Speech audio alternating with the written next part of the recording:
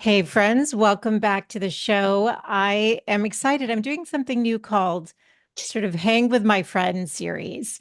And I invited on today my friend Susan Bear, who was my first boss and mentor, who became a friend over the years. And she is the woman I would call, gosh, I've called you for a lot of things, Sue. I call, when during college we stayed in touch and then relationships and heartbreak. And you were one of three calls I made when I miscarried for advice. I haven't shared that publicly, but there's nothing not to share about that. I mean, it's so common.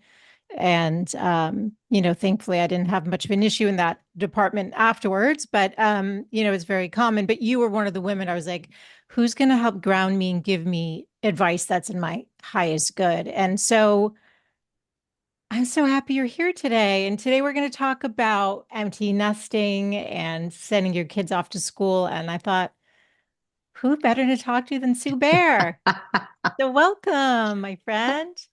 So great to be here. What sweet things you say. What sweet things you say. Oh, yeah, I can't even tell you how much I just love you. And I'm so grateful you've been in my life. And actually, why are you in my life? What made you take interest in me? I'm thinking back then, I was 18 when I interned that summer before college. Yeah. We had a lot in common. You did things that I always wanted to do, like you went and did archaeological digs when you was that Yeah. at Harvard? Did you do that? Uh-huh. Exactly. I went to Greece for a summer and worked in the Agora right underneath the Acropolis. And it's easy to say what I saw in you. You were, as you are now, just an incredibly full person, bright, energetic, interested in so many things, and obviously smart and more than that, just ready to dig into the world. So I saw in you a person who was going to go places, and obviously you are and have and are continuing to. Like it's warming my heart so much. Oh my gosh. You're so sweet. I mean, it's just so funny because for so many years, because we went to the same high school, not the same time, Hmm. worked for the same foundation. That was the summer, just for the summer, although you headed it up. That's where we met. You were in charge. And I just remember thinking you were so cool. And um, I probably also reached out to you, but yeah, I remember then when I started working, we would get together when I worked in the Hmm. city. We'd get together for lunch. And Yeah. yeah, and the funny part is I'm thinking of two friends that graduated high school with me who were sort of like, hey, can I get in on this? Can Sue help me? You know who I'm talking about, who, I still, do. yes, who were, and you Yes. were like, yes, let me support these young women growing. You're not that much Yeah. older. So just to be clear, but, enough of a distance where you've lived Enough. it before Yeah. we have. So thank you for doing this. This is fun because, like I said, this is sort of a new experiment I'm doing. And it's like people can hear kind of a conversation I'd be calling you to have anyway. Yeah, exactly. Exactly. I mean, it's an honor for me. And, I watch you with such pride and excitement and have learned so much myself from your podcast and encourage anyone who hasn't been listening. There's so many topics that are really applicable to all of us. And, I just find it fun, warming, and also, some serious topics that it's really hard to get information on that you've covered. So, like just anything I can do to be part of anything that you're doing is joy. Oh, that's really sweet. It's really sweet. And yes, and you've always just said keep going. Like I sent you the Yeah, draft of my book 10 years ago, and yeah, you're like, you're onto something here. Keep going. I just remember yeah. I probably still have the text you sent me because I was like, Oh, Sue said keep going. I'm gonna keep going. So so thank you for all of that. Um, what makes an expert? To me, it's somebody who's lived something and has the experiences to share. Um, and so many of my friends now are dealing with being either sending that first kid off to college and getting that first taste of, oh gosh, this is what it's going to be like when all the kids are out of the house and I'm going to be an empty nester. Or they are already entering that phase or in it. And the women listening, it's going to be arranged. Some have younger kids, and this is probably not on their radar. I've got a few years, but it goes fast, as you know. It goes so fast. I mean, that's the one thing that everybody says, and you don't quite believe it when you're in the thick of it because it just feels you're so full on, whether it's you're driving kids around, or you're picking up from buses, or you're working full time and you're running, racing to get to the school play, or, there's the question of homework or somebody's sick. I mean, there's so many things that fill your life that you don't even think about. And, when you prepare that first kid to go off to college, it's kind of a, it's a big rite of passage. And I have seen such a range of how people have dealt with it. I mean, that's the kind of incredible, there are some people who I swear they're crying the entire, like for months on end, they're crying. I was not one of those, but and I shared with you in an earlier conversation, in some ways, my son, who's my eldest, had an incredibly, this idea that he was super independent and didn't need us anymore senior year of high school, which meant that, he was carousing. He was probably some of the time not making the best decisions. And and he was going to school in California. We're on the East Coast. He went to California. And I thought, people are like, oh, you must be so sad. He's going so far away. And all I could say was, I cannot wait to see the back of him. I need my sleep. I was so tired of staying up and waiting and worrying. And I thought, well, at least if he's at college, he's not going to be at my house. I'm not going to have to worry that he's home or he's not home. So that, that was a much funnier, I wasn't crying. And, I really, honestly, I didn't really even miss him for a while. I was just so happy to sort of have my ground back under my feet. But all that to say, when he did come home his first time freshman year, he told me that he was so thankful that he had done all of his, carousing, so to speak, when he was in high school, because he said, Mom, a lot of kids do that when they're at school and they don't have their parents here. So in a way, I was grateful that he could see that. I was grateful that we were home for him, and proud of him for, kind of being able to process that, see that so early on in his college life, Yeah, it's interesting. I just interviewed a professor and a human behaviorist. He's written a book on productive failure. And he said, you want to set up these situations within like a safe dynamic where we can give our kids the opportunity to fail and to kind of stretch the boundaries for learning and for growth. And so it's sort of interesting that he had that awareness, because it's true. I think a lot of kids go off to college and it's their first sort of sense of, I don't know, freedom, whatever the word would be. And yeah, would you use the word freedom? What word would you Well, use? it's kind of like freedom, and it's also nobody's watching. So it's almost sort of like this idea that, well, they have RAs. I mean, I think actually since we've been at college, they have a lot more supervision in place than I feel like we ever had. We had some, but not as much. So, and I think there's so much more liability, there's so much more focus and attention, and perhaps there's a different, they have different calibrations of what kids get into. But I would just definitely say that sense of it is freedom. And it's also like this idea that, wow, I don't have a curfew. Nobody's paying attention if I'm coming home or not. It's a really different reality, so I don't know exactly how to describe it, but I feel like it's something like that. Like it's just that nobody's watching. Yes. And he was doing it when somebody was. No, right. And thank goodness. You and your husband. And thank goodness. Yeah. So that's what I mean. That's sort of the safe space. And he knew there was a safe space where you were letting him be, even if it was exhausting you at the time. Right. And another takeaway I'm hearing too is that it depends on you, the situation. If you're sending, a kid that maybe your daughter off to school that you do everything with, you know what I mean? There might be like different layers, and you've got two kids. So actually I should ask you that. Tell us how many kids you have, and I think what ages they are, and sort of So I have two kids who are now just turned 23 and just turned 26. So my daughter's the younger and my son's the older. And it's funny, when Wyatt went off and Jess was now the only one, I think she really felt like, okay, whoa, there's way too much attention on me now. Like, you people have to really like look the other way. Like, I am not having, she was, 3 years younger. So she was only a Yeah. sophomore in high school. And she suddenly felt like, whoa, what is this? Like, being an only child. She felt, I think, immediately that, there was just too much focus on her. So it was funny, when she kind of keyed into that early on, and we took our, at least I would say I took my note from that and just basically was okay.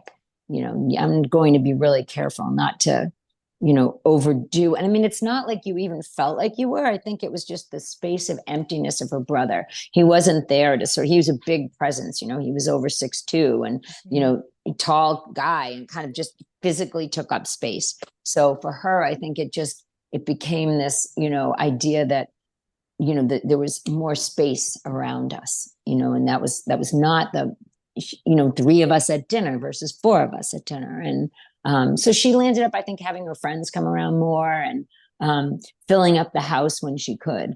Luckily, she didn't feel the need to escape, but we got just sort of a benefit of having more of her friends around, and so it was good. It was an adjustment, though. There's a transition to, I'm sure, when anybody leaves the house, and when it's only two.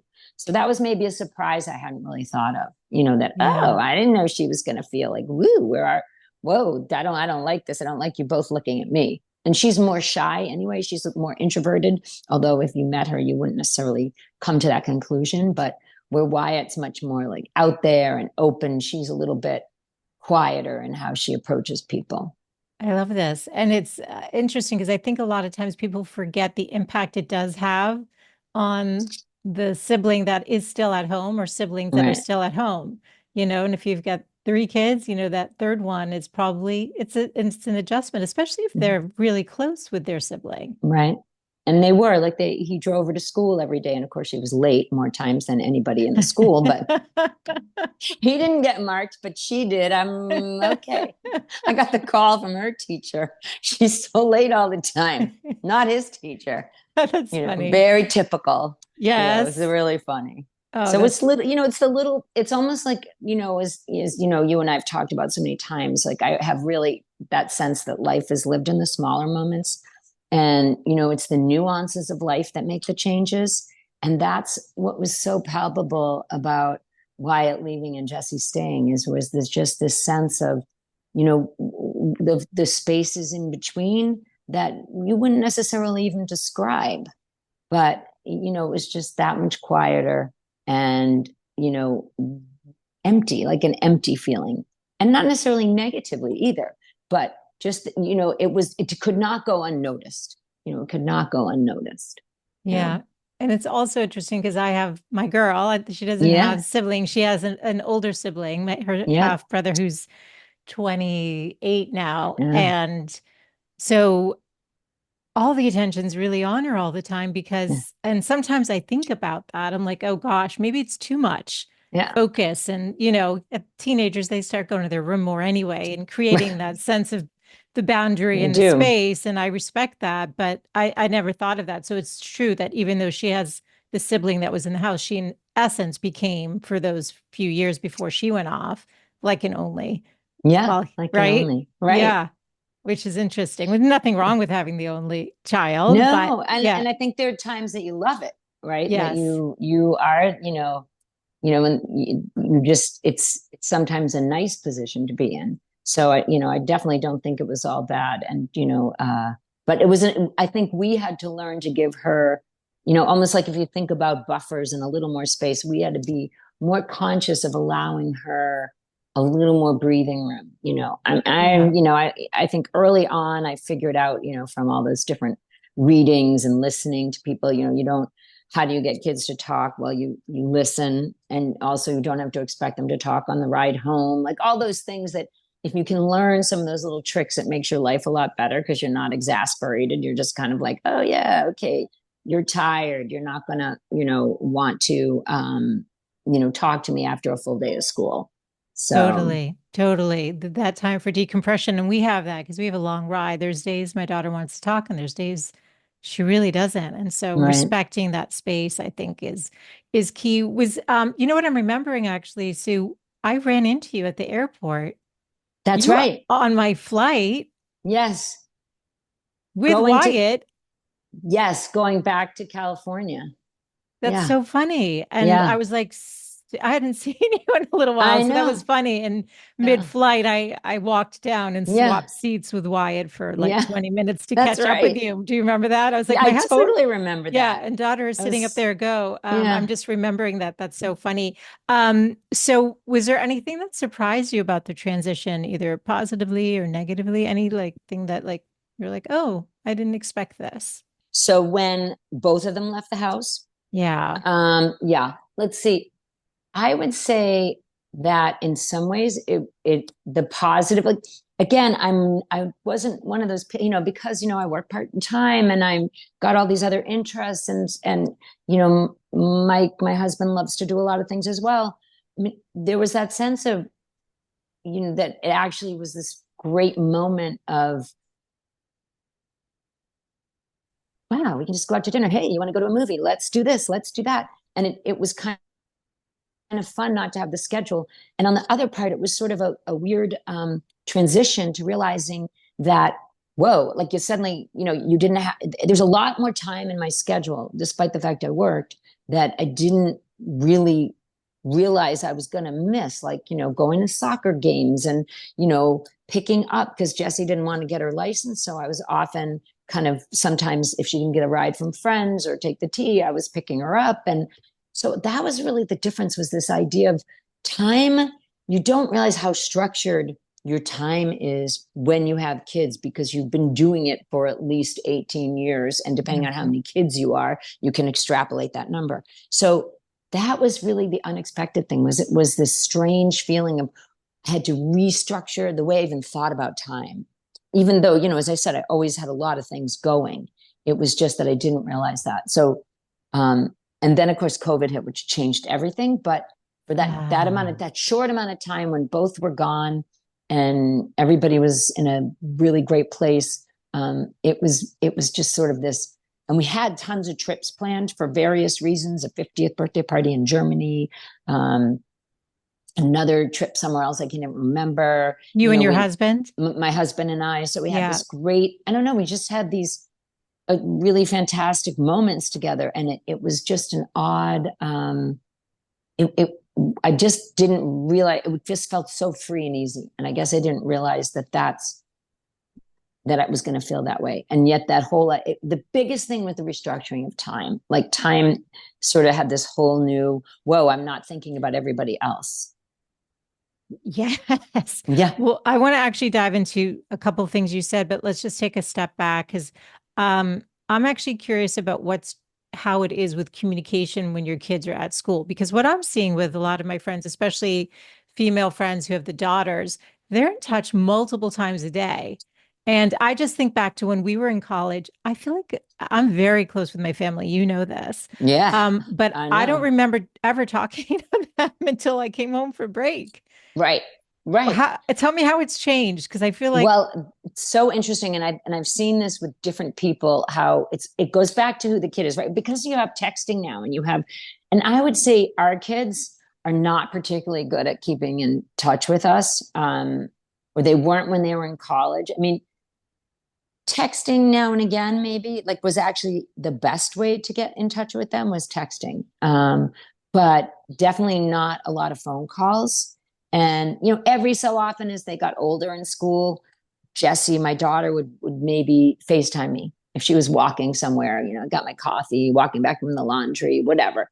But other than that, texting more than talking. And my son, we would joke. He'd be like, "Okay, mom, I'll get back to you," and a month would go by. So I feel like it really depends. But I've seen friends of mine whose kids literally 7 times a day. yeah, Like calling in the morning, texting in the middle of the day, calling.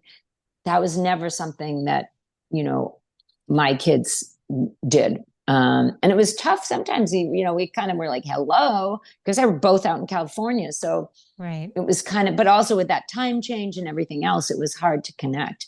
And it was just, my mom always said that one of her friends said to her, don't call them, they'll call you. And just Yeah. know if you don't hear from them, it's a good thing. And, Yes. and I kind of hold that dear. Every so often I'd be like, okay, it's just been a little too much time. I just want to make sure they're okay, Right. Little check and in. a little check in, but I never expected, I knew some of the friends had a weekly call, some of the, but we just are not that organized in our family to do that. And I think, it's sort of like a need to know basis. It's like, okay, I need you now. Something big came up, like, oh, Jesse's whole girls' apartment didn't pay their bills on time. So there was a big brouhaha. But, I mean, it's that kind of thing. It really wasn't much of a day to day check in, Yeah. which was, as you said, I didn't expect it because I went to school right in the backyard of my parents and I didn't at all call them very much. Maybe as you got older and you were a little less feeling like, you just had things to talk about or you were bored, but we didn't have cell phones, remember? Right. So you Exactly. had to be somewhere to call them. Yeah. You The had to hall actually be phone. physically by a telephone. Yeah. And that was not easy. I can't even remember if we had a phone in our room or whether I think we probably did, but Probably in the I dorm, probably in the like a dorm, phone right? booth. That's what we had. It was Yeah. like a little phone Yeah. booth, although I barely remember ever using it. No, that's what I'm saying. I Twice. never remember making phone calls. Right. And we Yeah. didn't have So, the cell phones. Maybe that's why I was wondering. And so I'm also taking away, obviously, and it depends on sort of how the family dynamics are. And right. Right. also it kind of, and I'm not saying for the kids who call their parents all the time that they're not independent, but it also is, I just know like how you gave your kids wings and so they flew. Right. 100%. And Yeah. again, no judgment because every family and every 100%. kid And I'm not saying those is other kids are different. not flying. Right. It's just that, Right. like, and I would imagine I wouldn't be surprised if my daughter and I talked a lot, only because it's just the You two of do. us all the time. Yeah. It's just our dynamic. That's what we Right. do. Like, if she needs to bounce something off, like it's just what we do. So, but it'll be interesting to see. And yeah, I think it's probably just how whatever it's like in the house. So you mentioned the time thing. I know you're great about taking care of your body and Yeah. all of that. So talk to us about what your sort of structure looked like when Jess was still home and why it was off at school, like, when you fit things in and then when you had all that time freedom, because that Yeah. you're right, that's what I would call it, time freedom. It's like you were working, you still are working, but Yeah. you So, and Mike works, right? So right. it's like you had to, Right. yeah. So, for me, I always, I always say movement is my therapy at this stage of my life. And so I Mhm. always have to move. And so working out is always key for me. But a lot of times, as I said, I actually ended up having to take Jess to school a lot, but I would either work out before or after and then go to work. So because I consult, I create my time frame a little later. And then it was just sort of the evening time, which because, I grew up like you grew up, dinner was sort of a sacrosanct time, even when we had so many things going on at school and coming home.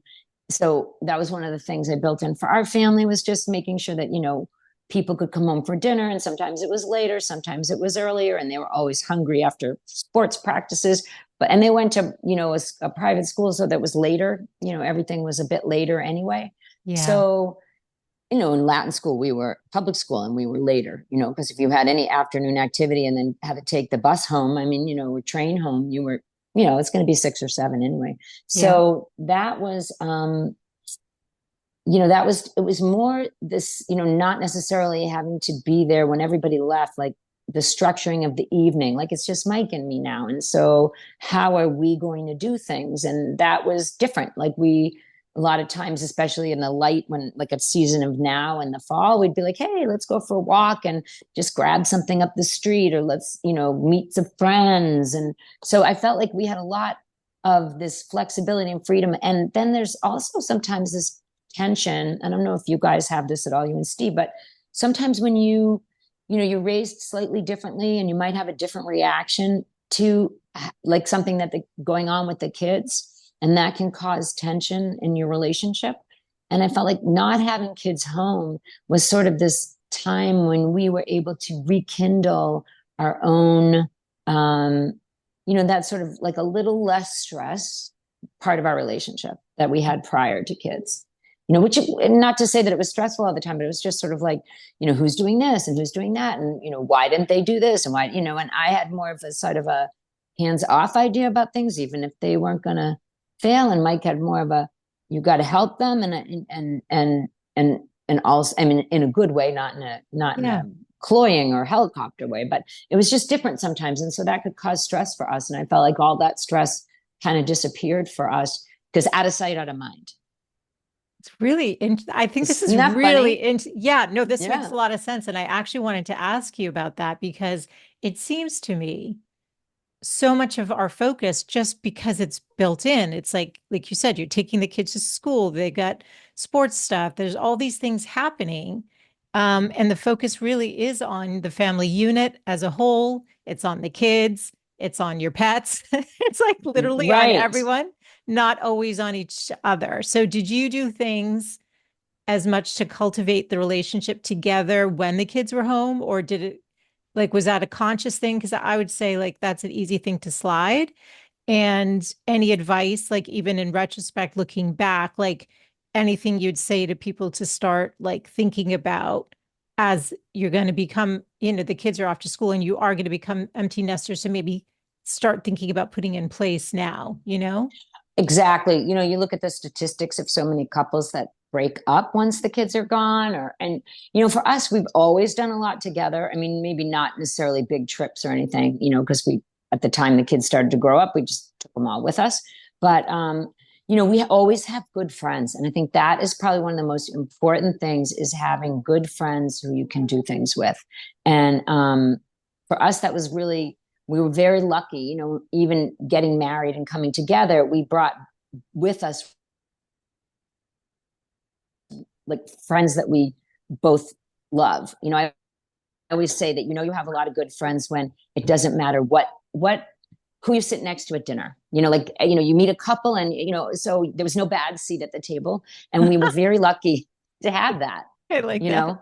Yeah. I know. There's no other way I could think of it. It's like, I was always like, I'm so happy to sit next to whoever wants to sit next to me. And, and it just makes for like, your life just is elevated by that.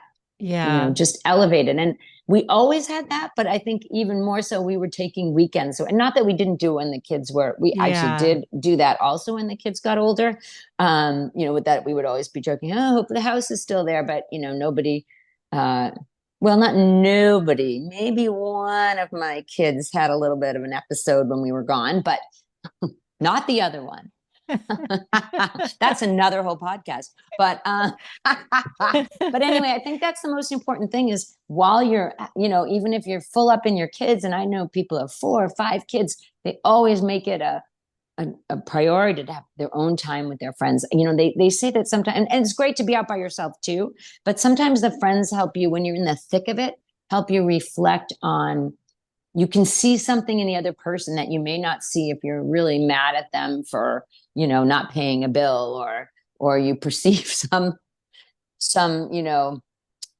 indiscretion of some sort that is not true. I'm not talking with another person. I'm just saying, like, No. you didn't note the time down correctly. I mean, some small thing, because that's usually what it is when you're with somebody for a long time. And so, it's just that kind of thing, when you have friends who you see, oh, he just made a joke and they're laughing, and that's, I don't know, it gives you this special feeling in your heart. And I think that is really important to cultivate while the kids are still there, so that you have something to step off onto, being with your friends and knowing, I think I said this to you once, but, when Wyatt was younger, like in middle school or something, he got, they all go through that phase where they call you by their first name, or many people do, which didn't bother me at all. That's funny. Right? A friend was just telling me that. Yeah. Her son calls her by her first name. I'm like, really? She said, all the time. Yeah. So it bothered Mike. It didn't bother me. Like, I was like, it's a phase. Like, nothing lasts forever. Like, when they snuggle with you in bed, doesn't last forever. Oh. So, well, they come back sometimes though. But, so I said to Wyatt, Wyatt, there's only 2 people in this world who can call me mom, and you're one of them. And so that was it. Like, and again, it was Mike. I don't know. It bothered him. It really didn't bother me, but that was the end of that. He just was like, okay, mom, but, I think it's just that they think it's funny. They see you as a real person. You know what I'm saying? Like, it's not they're not trying to be disrespectful. They're just seeing you like, oh, you're a person. And we are also very casual, right? So all their friends call us by their first name. Right. At least until they got to college, and some of the friends were a little more formal. They always have one or two sort of slightly more formal friends who are like, okay, Mrs. Hill. And I'm looking around like, Who's who is that? that? Yeah. Oh, that's funny. Well, because we did that growing up. That was just the way Yeah. you did it. It was Yeah. always Mrs. or Mr. So Yeah. and so. It was never, hey, Sue, how are Yeah. you? That's so funny. But Yeah. also, you are so good again with the cultivating of the friends. And I did a whole episode actually with this um, woman about making friends. And I did a solo cast on it. I'd love your input on that because you Yeah. really are, this is really something that I think you are so good at cultivating, and you're always I feel like always in demand, like, which is so funny, but like you've hosted things at your house and the house is always, first of all, it looks beautiful, but it's always full of interesting, cool people. Yeah. Like you said, there isn't like no bad seat at the table. Like you're just Right. really good at that. Talk to Yeah. us a little bit about that, how to do that. Are any new people added to the mix, or are these like, Always. oh wait, Always. so say more about this. So, you know, my daughter jokes with me and says that I have a kind of a toxic positivity because I'm so positive all the time. But, and, that is not necessarily true, but I am the person, like, for instance, right now, I just got a new dryer delivered. It was broken, in some sort of transit. I couldn't get it hooked up right away because, somehow the way that they installed it, way back when is just through a fixed gas pipe. And that is a no-no because you can't move the machine and you need a flexible hose. So anyway, fast forward, they hook it up today. This is like a week and a half later, and it doesn't work. And then I just get this message from the lady from oh, we're going to send somebody out and they can fix it. And I'm like, no, no, no, no. So after I get off of this call, that's going to be my next one. However, as I back off and I say, there's a first world problem. This is super annoying, but this problem is like a dryer. I can go to the laundromat if I have to. It's not really a big deal.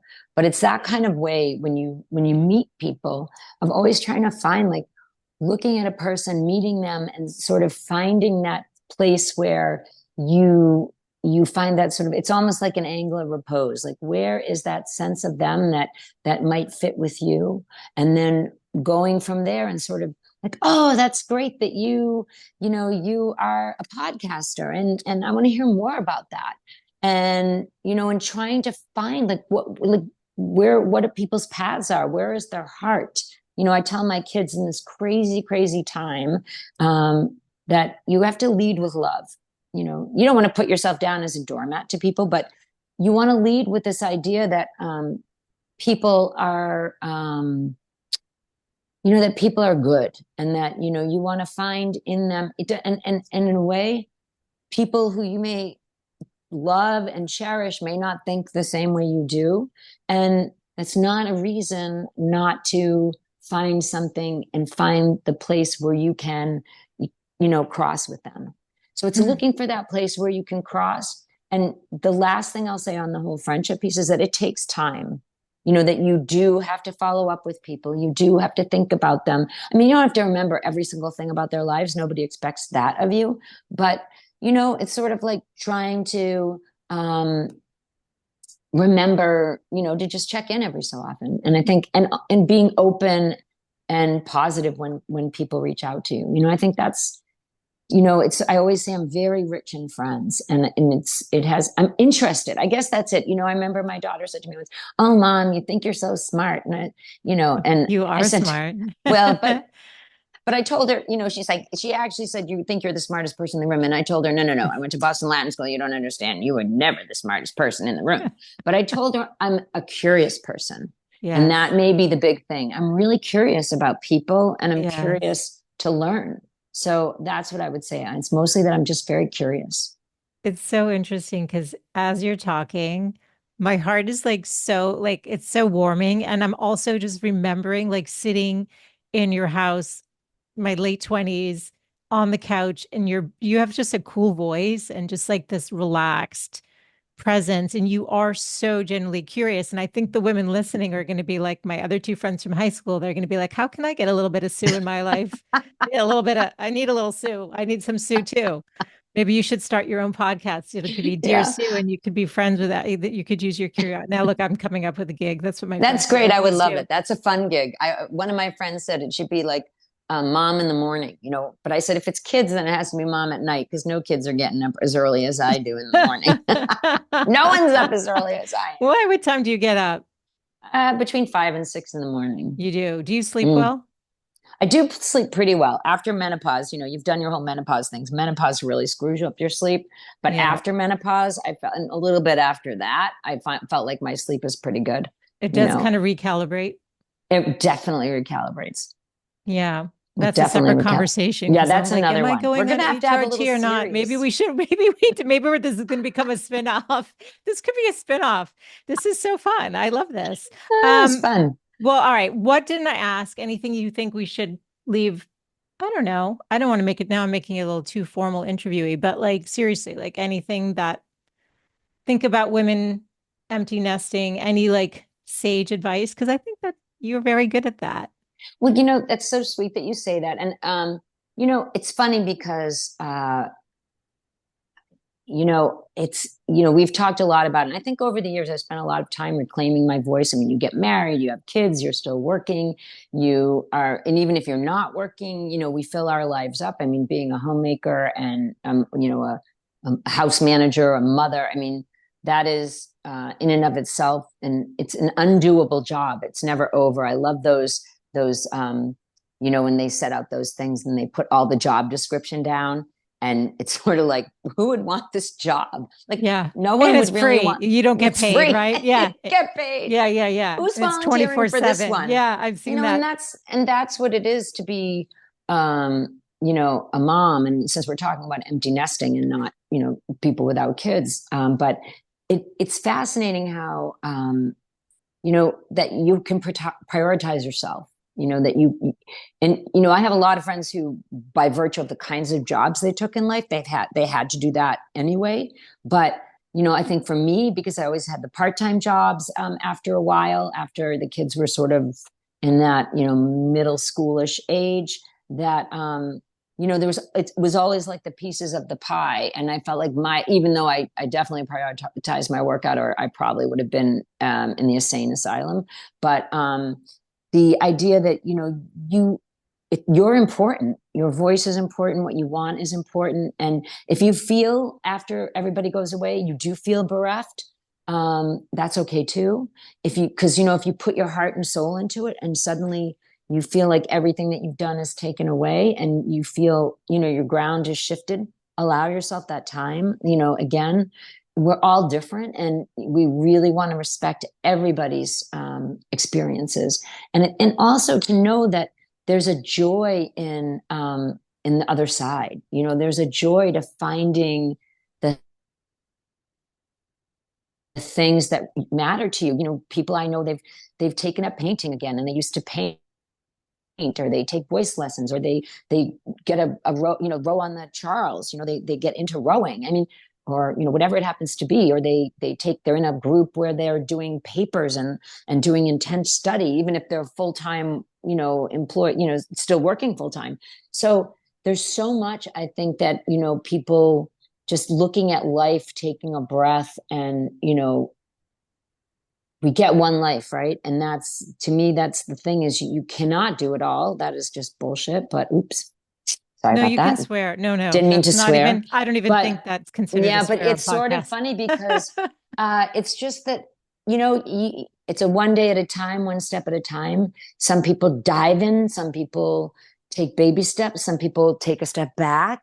And it's all good, right? It's whatever it ever works for you, but to know that it is another transition. And then having adult kids is really fun. Like being at a table. We just took a recent vacation, and being at a table with your adult kids and, seeing that, they have these independent lives and they have these viewpoints and they have all their friends. And, it's a really rich and enriching experience, to come out the other end. I love it. Yeah. Everyone's, like I said, everyone's going to want a little Sue in their lives. Now you guys are going Oh, to understand. And just for some context, so it's not like nice. Sue and I talk all the time. This is Yeah. like we stay connected. Yeah. I always text on your birthday. We jump on Yeah. a call, get a catch up. I like all your podcasts. Oh, you're so And you all sweet. out there should too. Oh, you're so sweet. Yeah. Yes. And you're a huge supporter of my show and of me and have always been. And I'm so grateful. And when I was thinking of having this conversation, I'm like, I could find someone who's published a book, but I'm like, I wouldn't read that book. No, I'm not being like, I don't No, need, I know what you're saying. I because, know. like all those like books on how to parent, like Yeah. those usually gave the worst. I mean, I'm just in my Right. experience, or like I try Mine too. something and it would always backfire. I'm like, I don't actually need this. I'm going to use my own intuition and kind of go with this. But you would be the person that'd be like, hey, Sue, just tell me, like, how did you navigate this? Or this is what I'm struggling with. And, any advice on this? So I just love hearing your perspective and also the invitation with the new time freedom to say, get back into something. Because that's really a big part of the show is that invitation to like add yourself back in, whatever that is. Right. Right. It could be meditation. It could be anything. And, the funny thing, one of the things I remember when my kids were really like just being born. And I said we were out to dinner with one of Mike's actually really good friends. And I said, well, what's your best parenting advice? And he said to me, just love them. Mm. And, through all the ups and downs and, no matter who you are, if you have kids, there's something in your life that, a bump somewhere along that road. And I always thought about that, that you just love them and that you can do. That's within all of our, and then maybe as you go into that transition, it's loving yourself, right? It's just allowing yourself to be whoever that is and not being so critical. Because that is a thing that everybody does. There's so much, now, especially with social media, people feel so obliged to be something when the best thing, searching, but the best thing is to be who you are in your skin, right? You're the Or at best. least, right? I mean, that's, Yeah. yeah. Love this. I love this. It's even better than I hoped. Like it's just it Oh, is. You're so great. And I love you. And I think and I love you too. and you're such a great mama, and your kids are phenomenal. And yeah, I thank you for exploring this. And for those of you who are listening, give some feedback. Like, I'd love to hear, do you like the Friends series? Do you want me to bring Sue back on another topic you want? Maybe we're going to do a spinoff. I don't know, Sue.